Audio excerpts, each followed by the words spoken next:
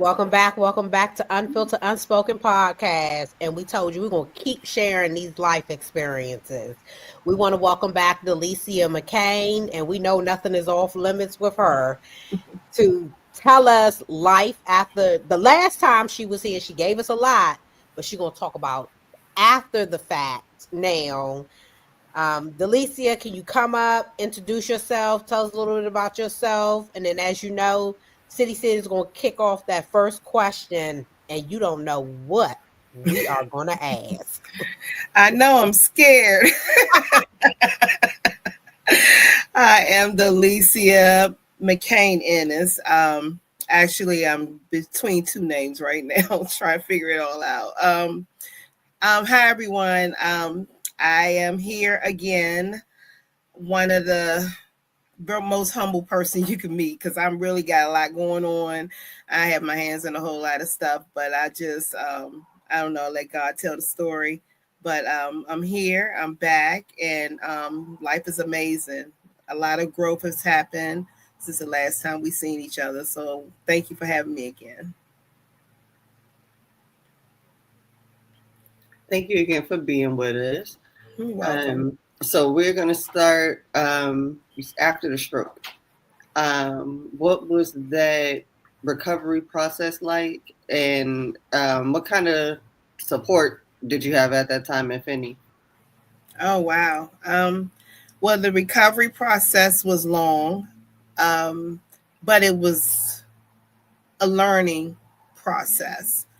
I learned a lot about myself. I learned a lot about my body. I learned a lot about my energy around that surrounded me.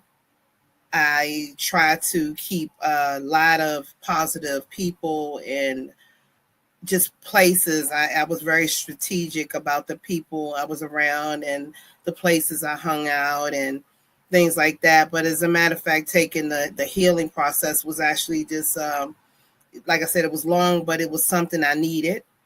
I was able to really sit down and start, just focusing on me and focusing on the things that I wanted to do next. So, as far as the physical therapy part, I didn't go to physical therapy.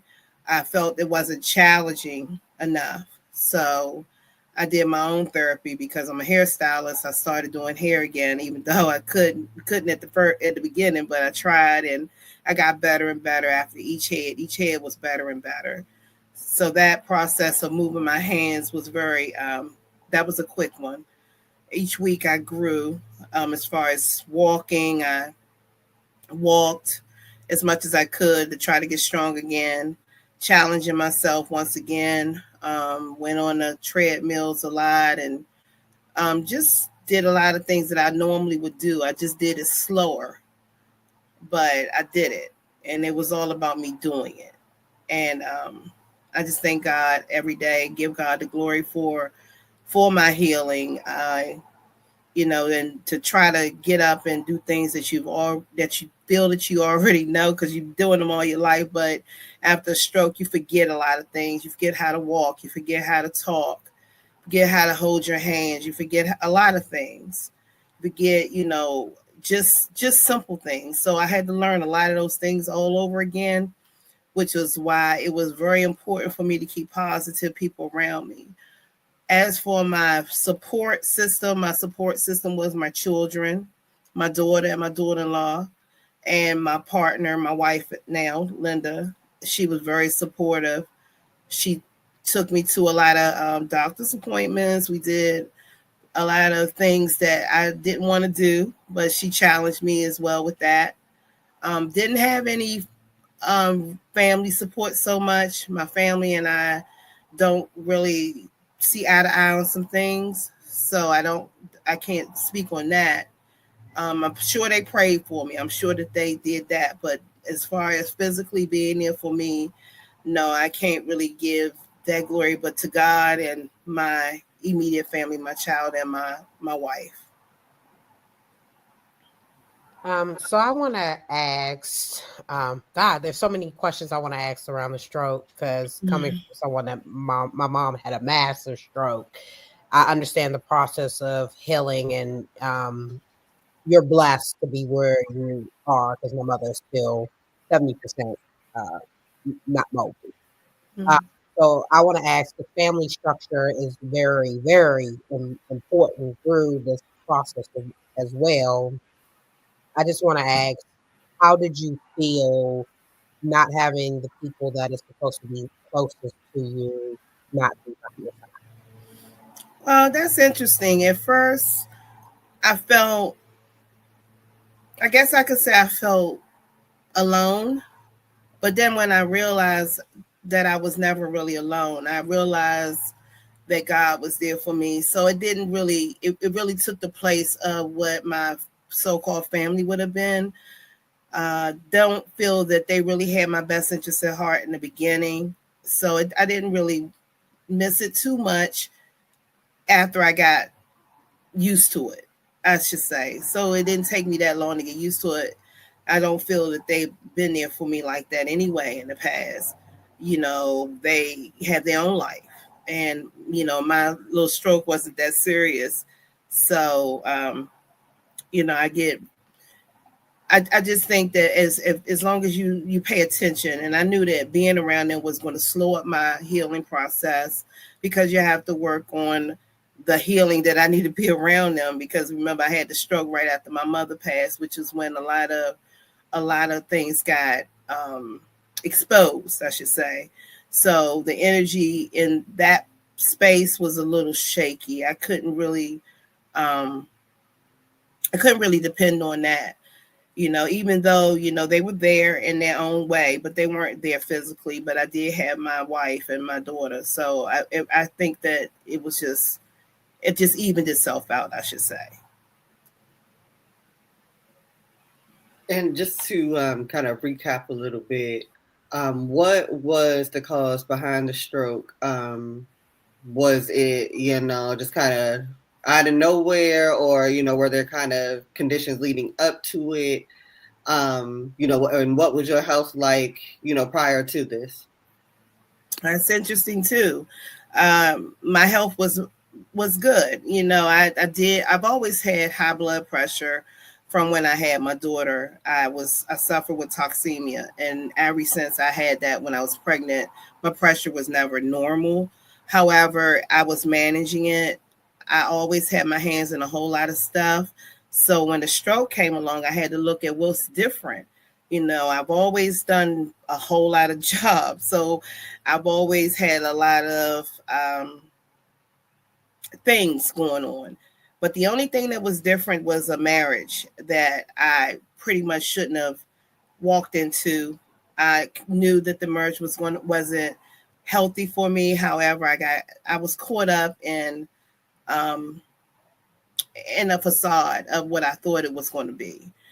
So with that being said, after I got married, shortly after I had the stroke, I went through a lot of stress because my husband wasn't as supportive with a lot of things that I had going on. He was very argumentative. He had a lot of issues his own self. So with, his issues and trying to maneuver a whole lot of things, and then losing my mom shortly before that, I think it was a combination of things that gave me the stroke. But I really want to say I really want to say it was mostly my marriage, to be honest. I'm not going to blame him, but I'm going to blame me as far as not seeing it before I should have seen it, stressing myself out trying to please someone that I couldn't please, and stressing myself out about trying to fix someone that I didn't break. So that was that I think that, and with everything else going on, I think that was the most contributor to the stroke. And we may have talked about this in the last episode, but we're going to talk about it again if we didn't. We're just going to bring it back up again. I don't know. I'm not for sure. Okay. Um, when you had the stroke, you were married. So was your ex there for you after you had the stroke? What was the situation with that?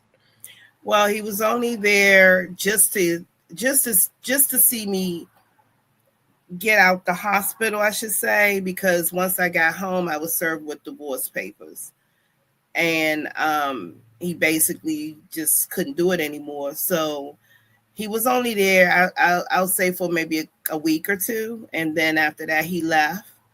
And the work just came, it was up to me to heal. It was up to me to really believe in God healing me and already knowing that I was going to be healed.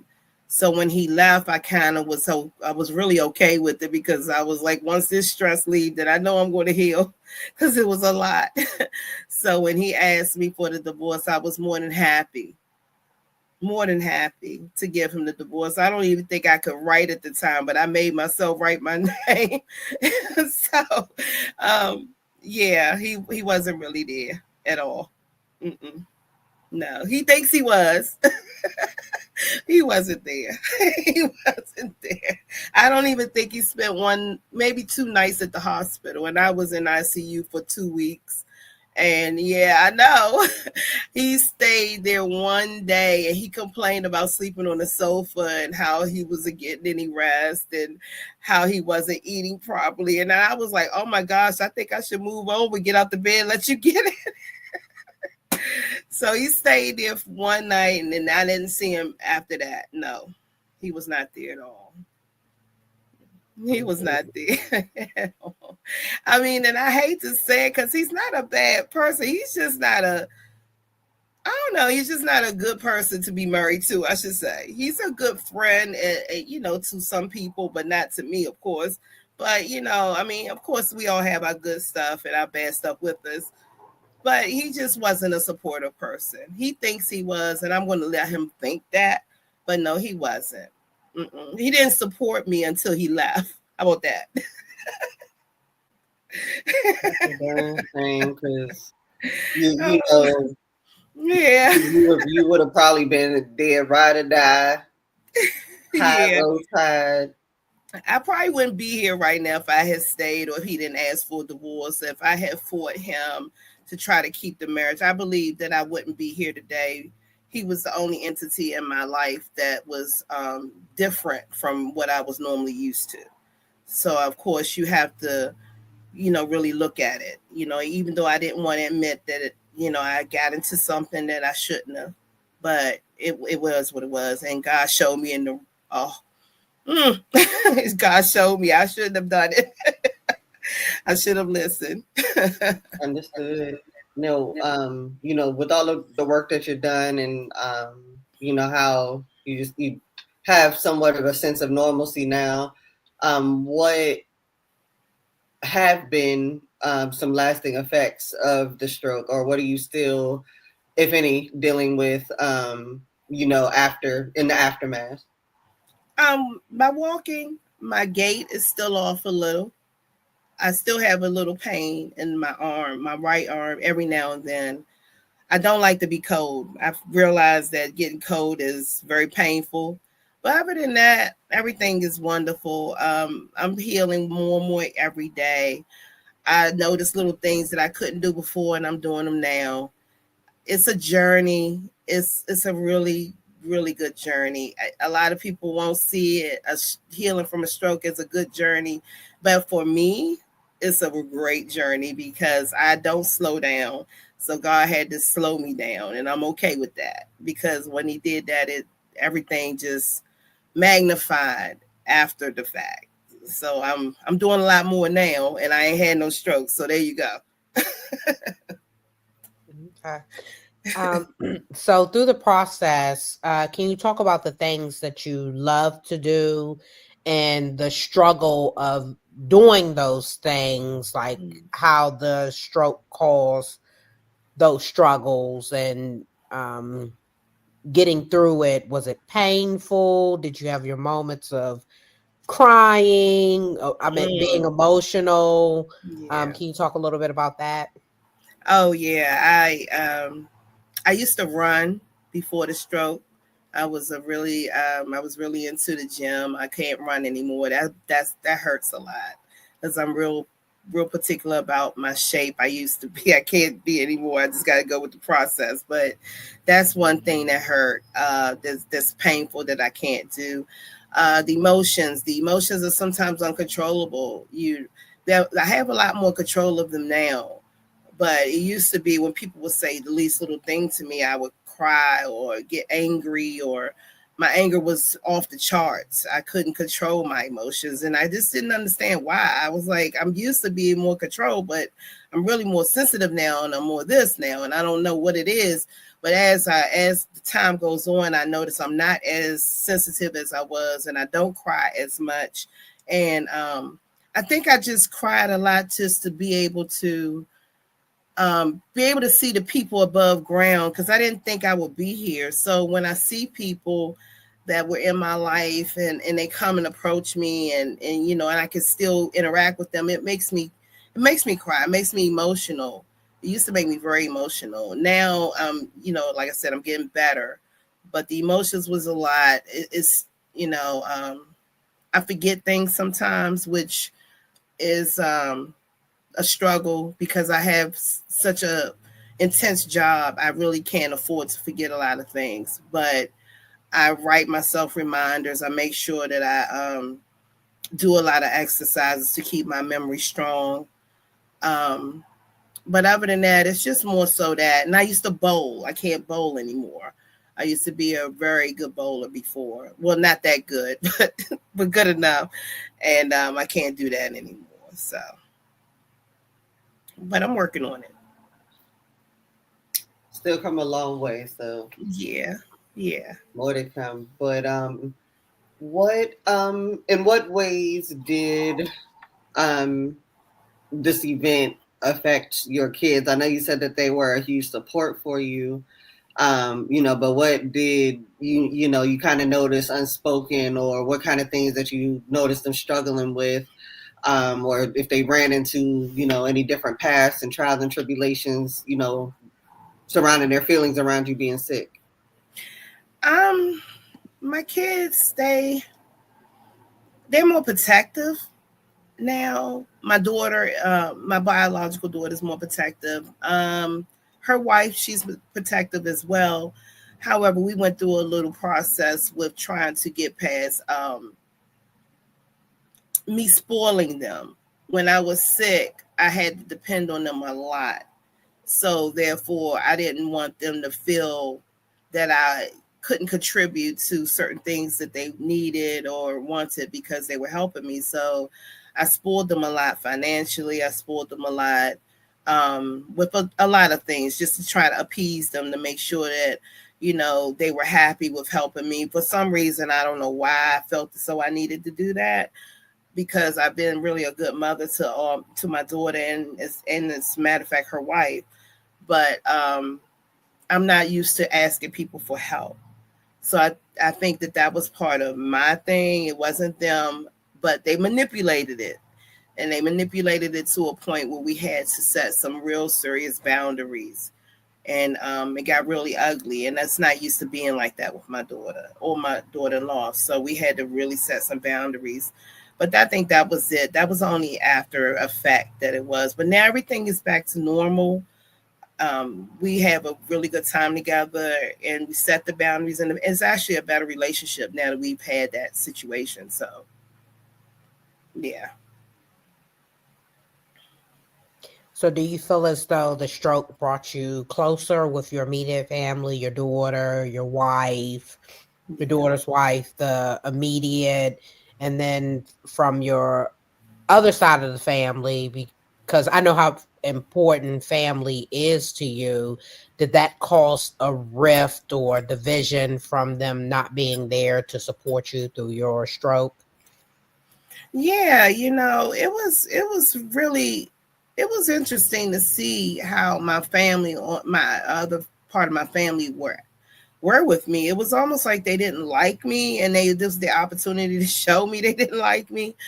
I have family members now that's caused me a lot of stress, and it's like they don't even notice that I went through that.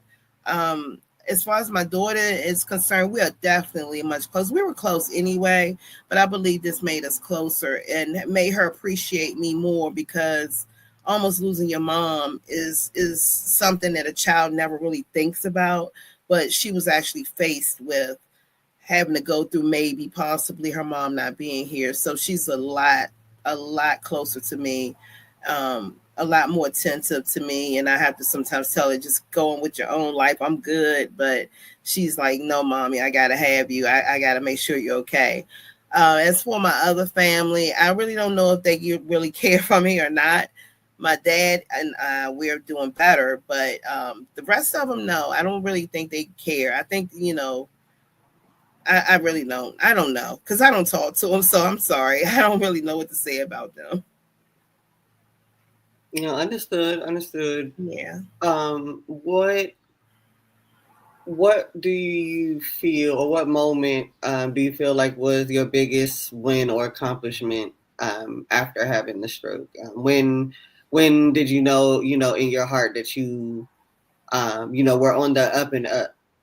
Oh, almost immediately after my divorce. After my divorce, my world immediately exploded in a beautiful way. My business grew. I have transitional housing that grew.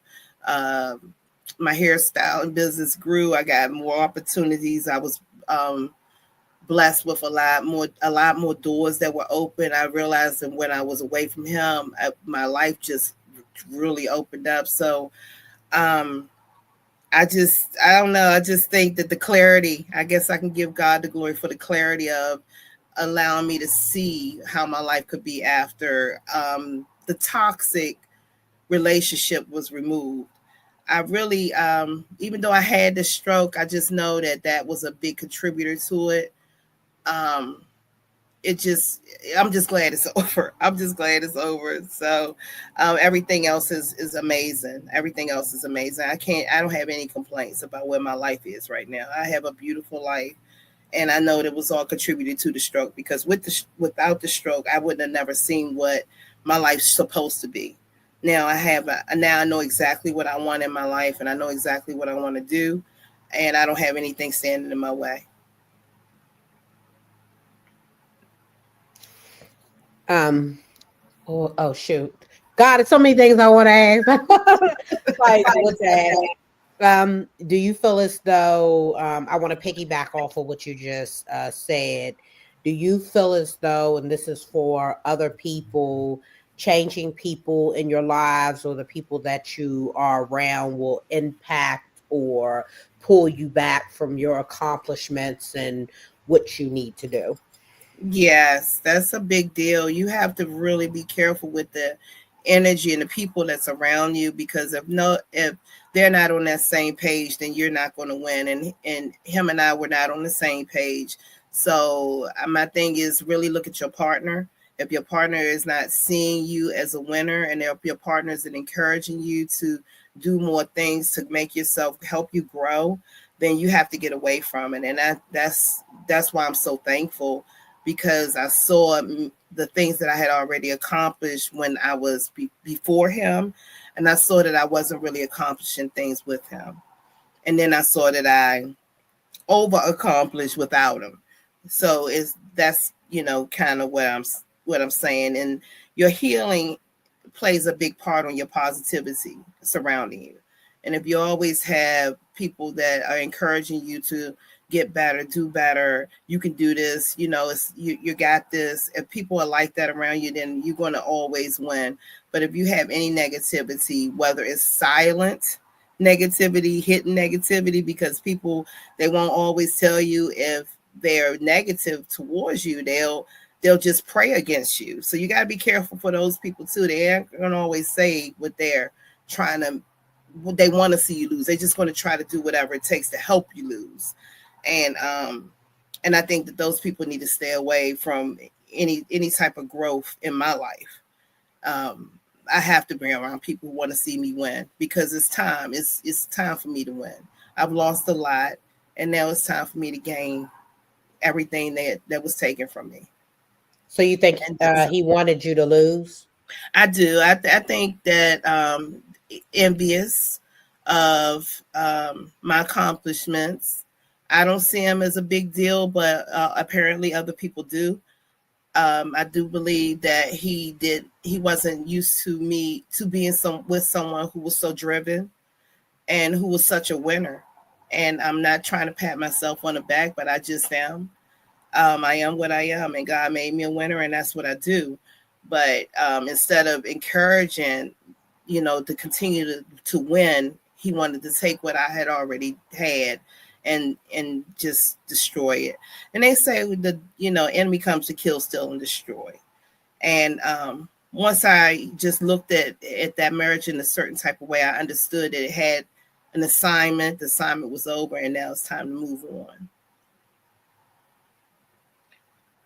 In the times of which, the worst part of your health event, like when you were unconscious, was it like just, you're just completely out? Is it like a big, long dream? Are you hearing people around you? Like, is there any like recollection of at all, while you were under? That's the part. I never lost consciousness. Isn't that crazy?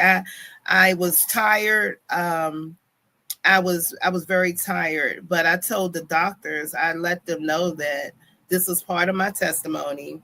I know that God took me out for a reason. I know I need to get ready to heal. What was the next step? And then I just started looking and watching and listening to people, but I never really went out, but I couldn't talk. So that was actually a good thing, because it gave me a chance to really listen. So I got a chance to listen to a whole lot of stuff that was going on around me and helped me make really good decisions once I came out that hospital. So that was a good part, So I guess you can't say I was kind of unconscious because I couldn't talk, but I was around. I saw everything, heard everything. Yeah, all that. I didn't even let them drug me too much because I needed to hear everything.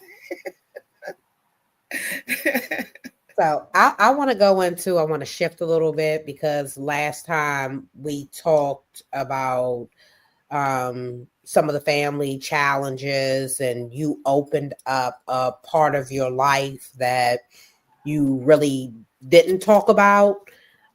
So after the last episode, I want to ask, how was life trying to have a relationship with your family?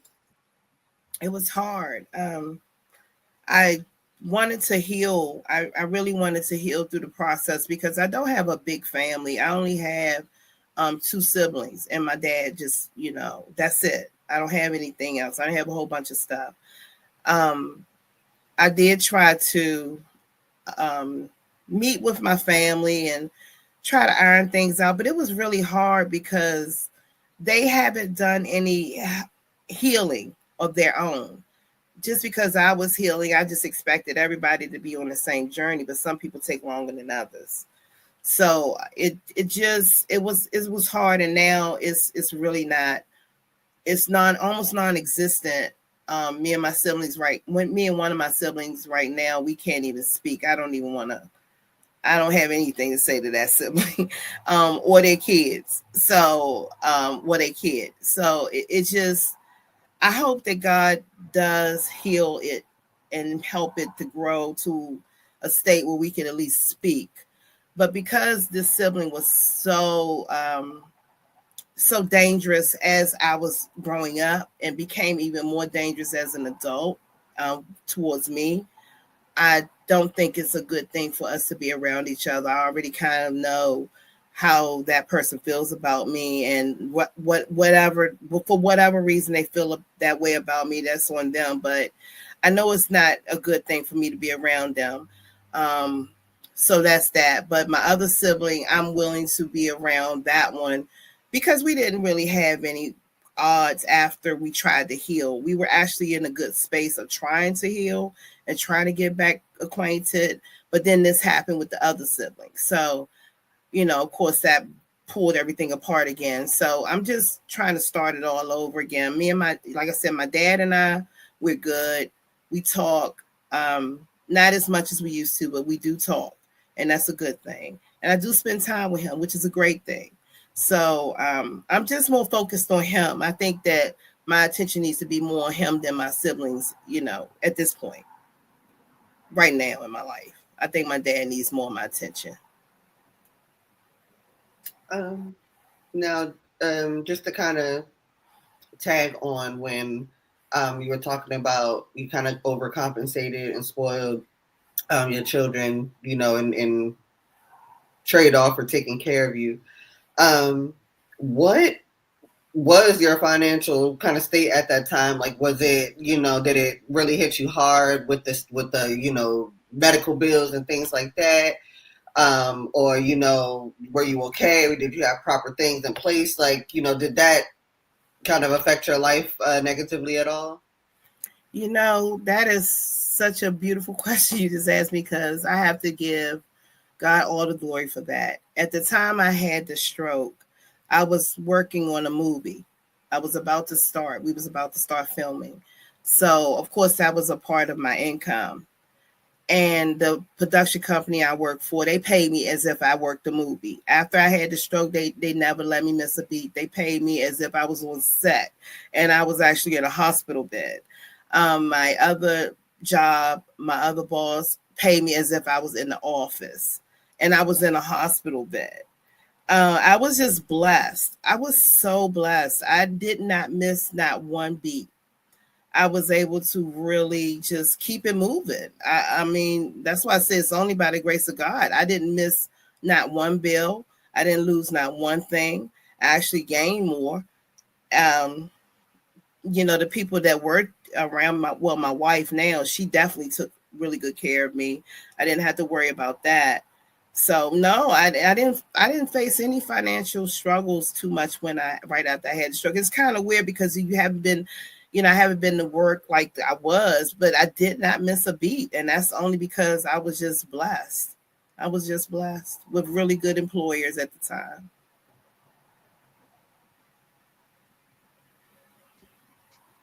Yes, you are blessed. Look at God. Look at God. Look at God. He is so Yeah, awesome. I am so blessed.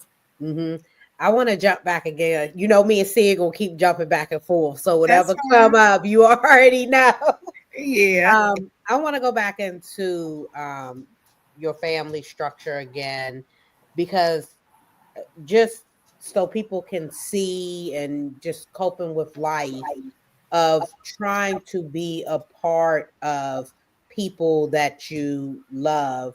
Are there some episodes that happen during this journey of trying to reconnect, build with your family, that hurt you the most, of trying to Oh, go through this healing thing? Because you said it's a continued thing.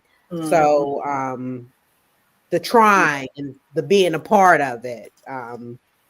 Yeah. A lot. Yeah. I had an episode with one of my nephews. Um, I have a transitional house, and he stayed in the house and didn't want to pay rent, and I had to fight him to get him out my house. And he, I thought he was on good intentions, but he really was very. It was really bad. It cost me a lot of money to try to get that, to try to get that still going. He was, and his mother didn't. She didn't intervene to try to help get the peace in the matter. I believe that if we worked together as a team, and we could have definitely tried to talk some sense into him, help him get some mental help, and help him get, whatever kind of resources he needs to get somewhere else to move, instead of sticking it to me. But I think he enjoyed sticking it to me. It was almost like he was an evil troll. I don't know. He just, I hate to say it like that, but it was really bad. I didn't even recognize him, to be honest. I really saw him as a monster after the fact, but I realized he's a broken person because his parents were broken, and he had a broken past, and it was just a lot of pain. So I'm trying to work through that, because I do know that God is going to bring him back across my path. So I'm gonna have to be ready. So I'm just asking God to help me give him the grace that I know he deserves, and we all deserve the grace, of course. I just want to get there so that I can give that, because I know that I get it every day. So I'm trying to get to the point where I can understand that he and his mother is broken and they both need a healing. But it really caused a big rift, because at the time I reached out to him and tried to help him. It was in the middle of the healing process of trying to get back in with my family and trying to heal and trying to forgive and trying to do this. And then that happened. So it just really knocked us right back to square one, actually further than square one. It knocked us to -1. So we have to rebuild on that. And I know that God will heal all wounds, and he, in time, it will take care of itself. But it does hurt. It does hurt. And I just think maybe it was just too soon to try to rekindle with the family. Maybe we needed more time. I don't know, but it wasn't the time. That wasn't the time, because obviously it didn't work out. So, yeah. Was the cause of any of the friction with anybody you fell out with, either prior to or after the stroke, did any of that have anything to do, with your choice in partner or with your choice in lifestyle?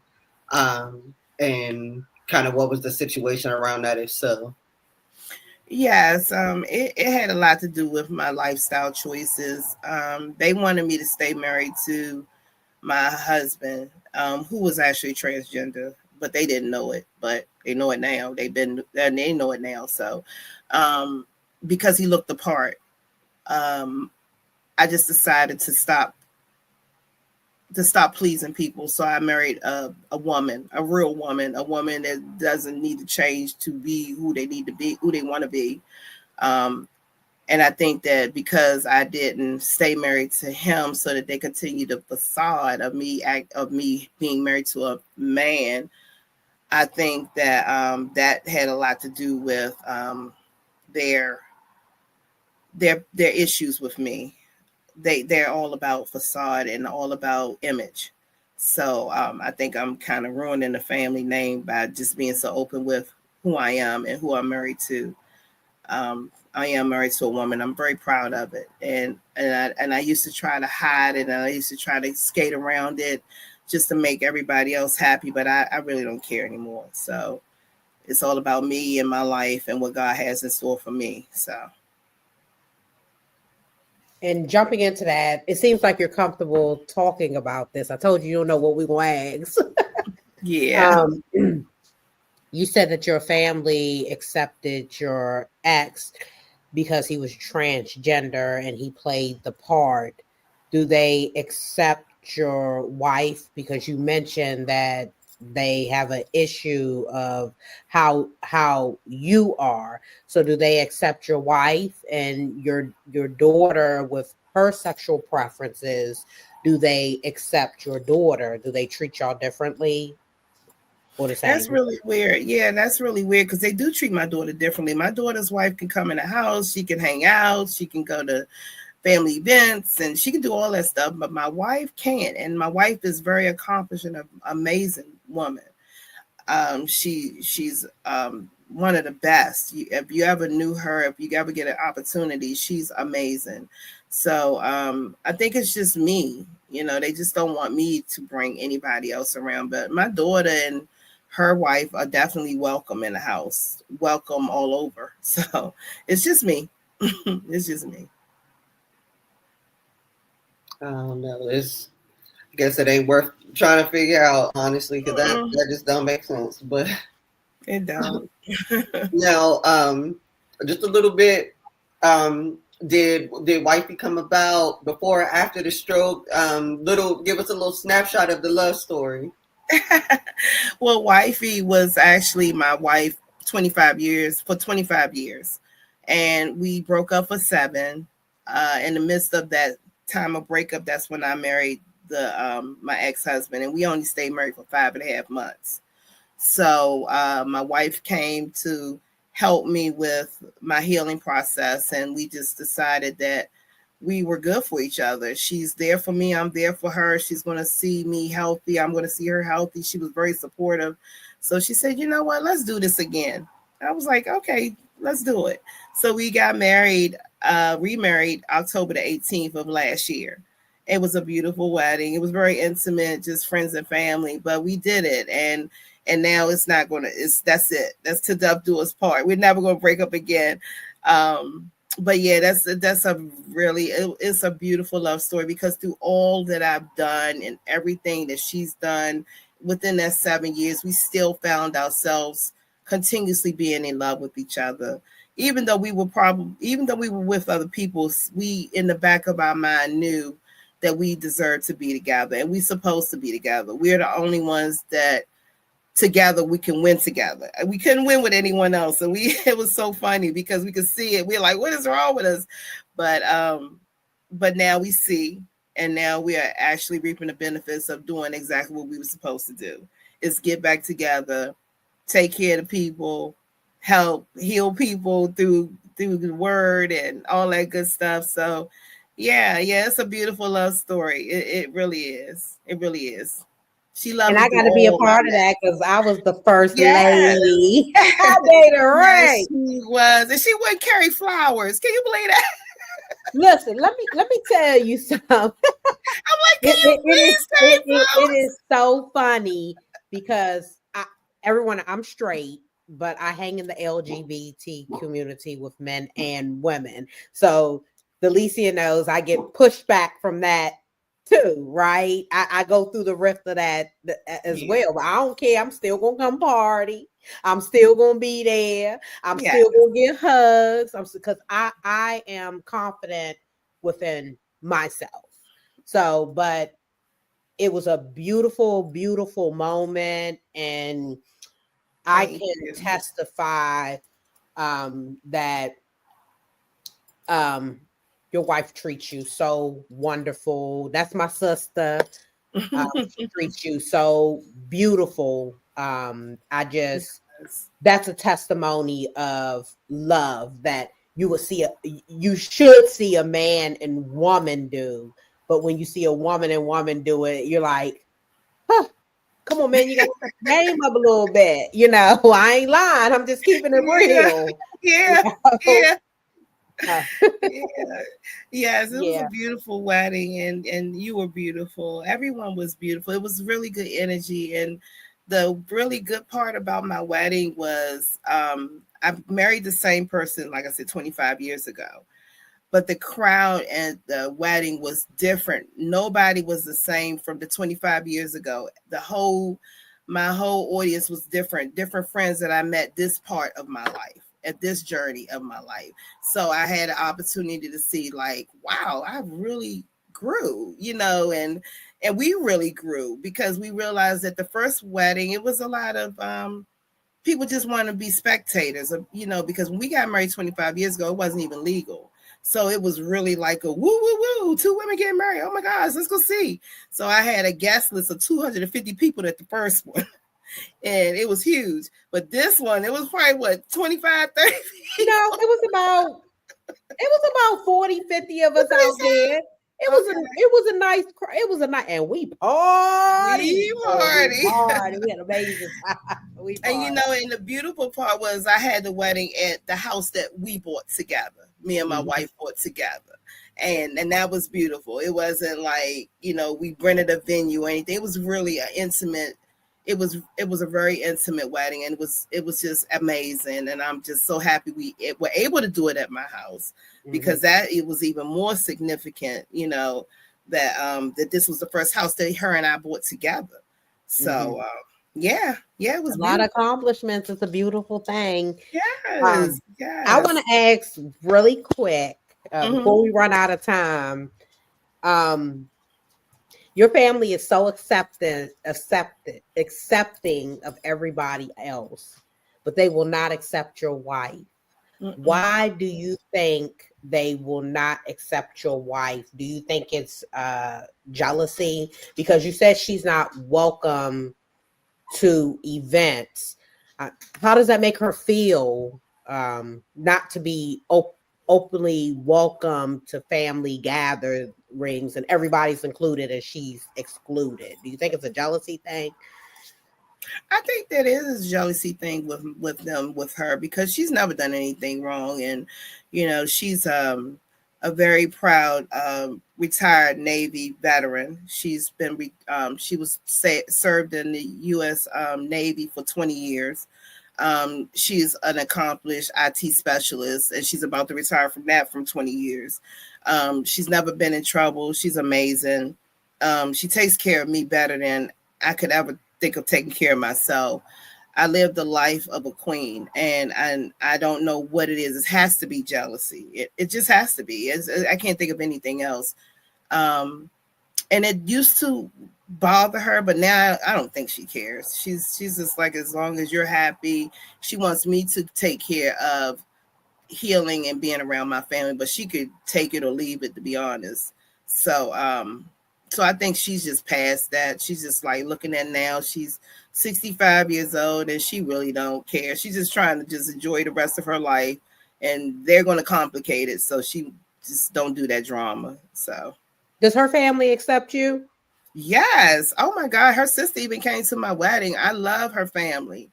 That's the best family. My in-laws are amazing. I love her sister. I loved her mother. God rest her soul. I love her nieces, her nephews, everyone. They just welcome me with open arms. I've never had an issue with any of them. They're the best people I've ever met. They're really sweet people.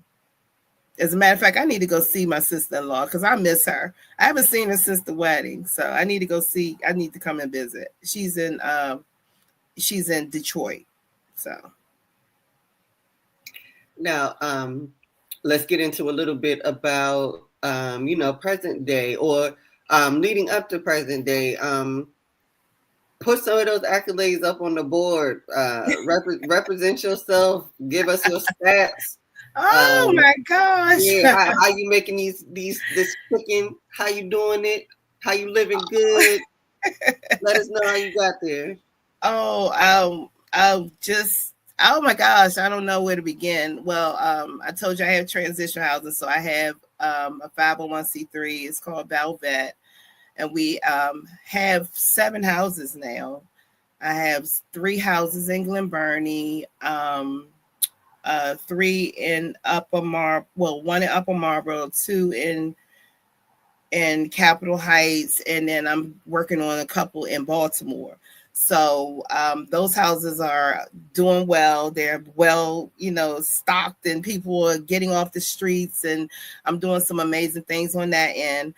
I work for Maryland Reentry, of course, but I'm a director now of the housing piece. So that was a beautiful accomplishment because I get to focus on just that. Am a reentry coordinator, manager, specialist at Time Organization in Baltimore. So I do that, and I still have my hair business where I'm trying to retire, but my clients are not letting me retire. So that's something. And I just have so many things, and God just continues to bless me. So I'm just going to sit here and see how much I can hold in my arms, and and just enjoy it. But it's a lot going on. It's a lot going on. I have a lot of titles, but I don't like to live on titles. But I do have a lot of titles. So when I go to work, they always say, well, can you tell us your title? And I'm like, can you just call me D? I don't want a title. But I do have a lot of titles now, and I'm really doing well for myself. And like I said, I just can't give anybody the glory but God, period. And she also, and since I'm on here, and she hates for me to do this, but I do it all the time. I don't care. For a year, for a year and a half, you see us running the banners to come support. We also have a nonprofit organization, The Good Fight, and I always want to thank Sid.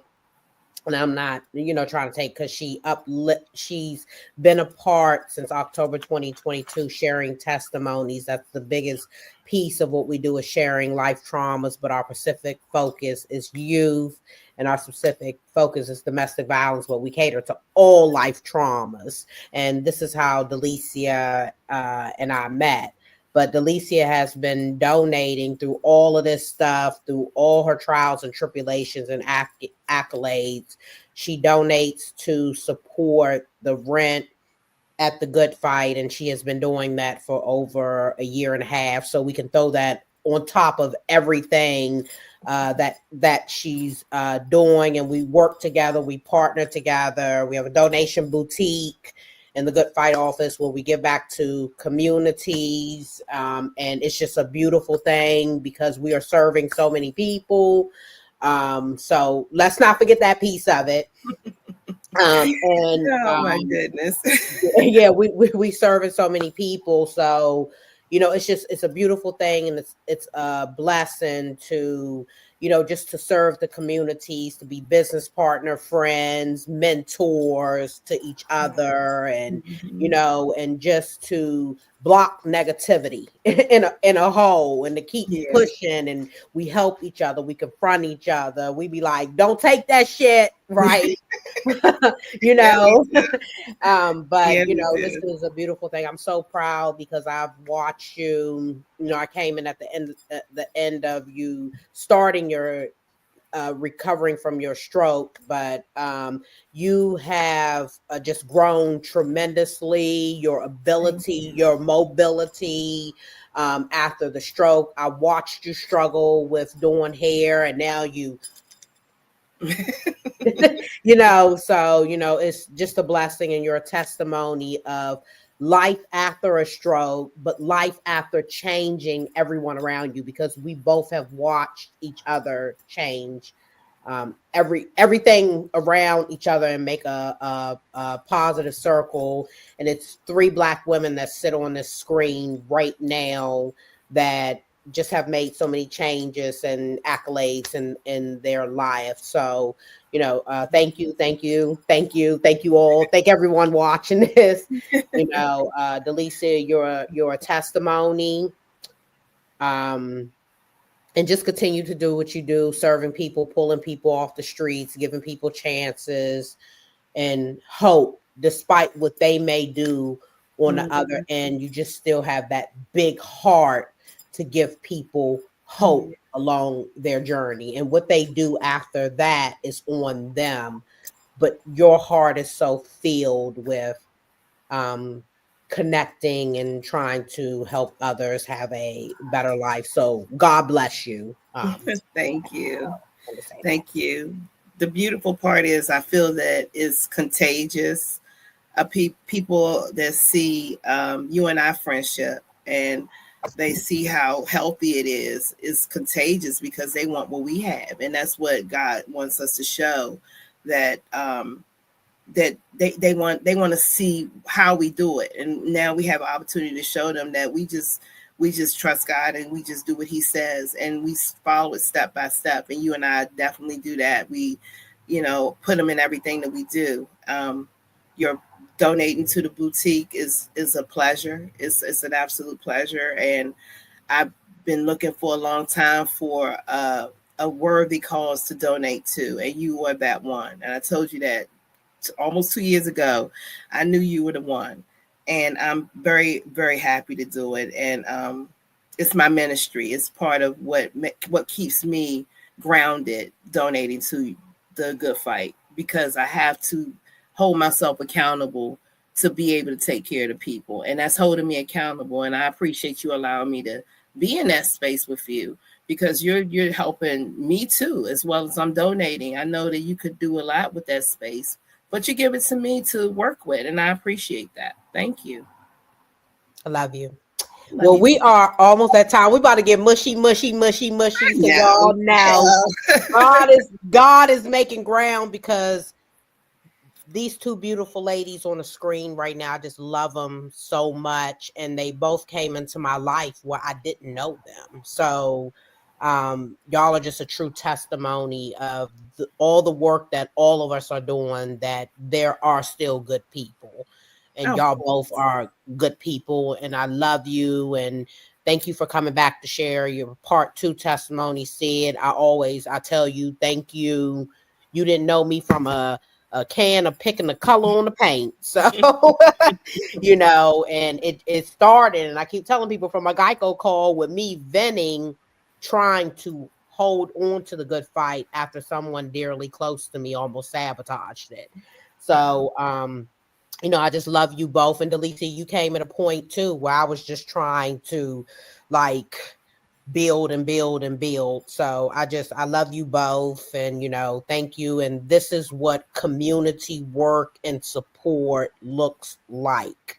So just for those watching us, we are where we are is because we love and support each other, no matter what. A lot of people don't know what goes on behind the scenes, but we are Testimony, Sid, Delicia, the same. I could pick up the phone and call either one of them. They could pick up the phone and call me, and we're going to be there to support each other. So it's a beautiful thing. I love Unfiltered, Unspoken. I love the good fight. I love it all. Love Val that. Love City Sid. We got some talent too. She need to start showing it because she has a whole lot of talent. That we some smart geeks on this screen. Don't let it fool you. I need both of y'all. Look, don't let it fool you. But we're almost at time, Delicia. If you can tell the audience, just give them one advice on what continues to help you through your healing journey, even though you face trials and tribulations. You're over the hill with the stroke, but you still face trials and tribulations with family and trying to adapt. But it looks like you're doing an amazing job with that too. So if you could just get an audience advice, and City says going to close it out, and then we're going to bring it to you some more. My advice is to just open yourself up to forgive, open yourself up to whoever offended you. Look at their life a little bit deeper, because then you may get an opportunity to see that they really were not really trying to offend you. They were just crying out because they're in pain. And just pray for them, even if no matter what they do, pray for them, wish them well, but be smart and don't allow them to get too close to you to hurt you again. But just know that, if you get back in that situation with them, know that you have a lot of information, and it's up to you to choose what to do with that information. You can use the information to protect yourself and yours, or you can throw that information out the window and not do anything with it. And always work on growing. Don't ever stop. Just what's next, God? What's next? Just always don't close yourself up to where you're at. Just always look for something you can go towards. Just set goals for yourself and just believe in yourself. And you got this. And always walk in your own purpose, no one else's. And I think that's kind of my key to success. I walk in my own purpose, no one else's, and I just ask God, what can I do to please him? Wise words. Thank you so much again for being here with us. As we always do, I want to give you the chance to sell yourself. Let our viewers know how they can contact you and utilize your services. Anything that you want to draw traffic to, any of your personal endeavors you want people to know about, you have the floor. Okay. I would like to invite everyone to our Maryland Reentry website. I would like you to email me if you would like to know anything about housing. If you need to know anything about mental health, you need to know anything about substance abuse, please call me. My number is 301-821-1100. You can come on the Time Organization website and definitely see what we have to offer there. You can come on the Valvet website and see what we have there. A lot of these websites I will have to give you separately, Demetria, because I'm still working on a couple of things. However, I would love for you guys to definitely check out Maryland Reentry. What is it? MDRRC.org. I'm sorry. I'm sorry. I have so many websites. And then timeorganization.org. So that's timeorganization.org. If you have any issues that you need help with substance abuse and mental health, or you can go to marylandreentry.org, MDRRC, so that if you need any help with reentry services or anything like that, we would love to help you. And this is specifically returning citizens struggling. There are so many resources, resume writing, help getting meta Medicaid, Medicaid, right? yeah. Medicaid, I Get got all it your right. credentials. You get all your we Credentials, can help you with all of that housing, substance abuse, food, housing. food, clothes, anything you need. So if you need any of those services, please definitely give me a call. Definitely email me. You'll see my email scrolling at the bottom of the screen. It's Delicia at mdrrc.org. So please give me a shout out and let's see what I can do for you. And we're sharing another resource, so please pay attention. We are always sharing resources on Shameless Plug. Delicia, we want to thank you for coming back for part 2 on Thank you. Unfiltered Unspoken podcast. It's amazing to see all the accomplishments that you have made from the last episode. So that is a testimony that God is putting light along the journey. That's right. So continue to keep doing what you're doing, continue to share resources, and save people, help people, be there for people. See, Yeah, you gave to the wrong people, now you're giving to the right people, and it's absolutely. effortless, right? That's the difference in this. We gave to Absolutely. the wrong people, now we're giving to the right people. That's right. That's Yeah, right. yeah. So that's the Right. beauty. And City said, we're gonna keep sharing life experiences, right? That's right. That's right. Thank you for tuning into Unfiltered Unspoken Podcast. Go to our YouTube, like, share, and subscribe. Make sure you go back and check Delicia's part 1 out, episode 2. I think it's episode 46, 47, season 2, episode. I think it's 46, 47. Come check us out. Come search Unfiltered Unspoken Society of Survivors on Facebook. We are now posting all of our Unfiltered Unspoken clips in there, and more information to come. Unfiltered Unspoken is a LLC. Part of our proceeds will go to supporting the Good Fight, a nonprofit organization. And thank y'all for supporting us. And we will see you soon. Peace. Delicia, please hold until we end. Okay.